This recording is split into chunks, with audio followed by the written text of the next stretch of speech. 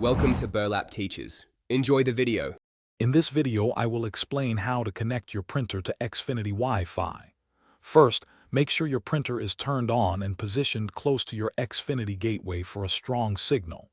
Next, you will need to find your Xfinity Wi-Fi network name, also known as the SSID, and its corresponding password.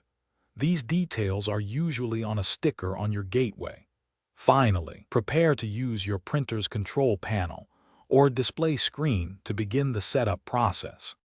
Now, let's explore the setup options. Most modern printers offer a wireless setup wizard directly on their display screen. Navigate through the menu to find this option. Once activated, your printer will scan for available networks.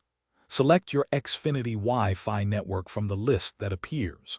Carefully input your Wi-Fi password using the printer's keypad, ensuring every character is correct to establish a secure connection. For an even simpler connection, consider using the WPS method, or Wi-Fi protected setup.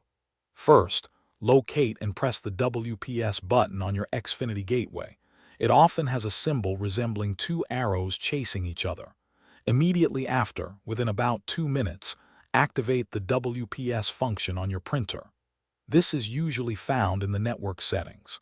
The printer and gateway will then communicate and connect automatically, saving you from typing the password. Once you've completed the setup, it's time to verify the connection. Your printer's display should indicate a successful network connection, often with a solid Wi-Fi icon. To confirm functionality, print a test page directly from your printer's utility menu.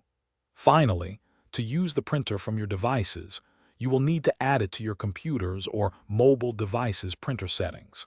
This ensures seamless printing from anywhere on your Xfinity network. Thanks for watching. Consider subscribing if this video helped you.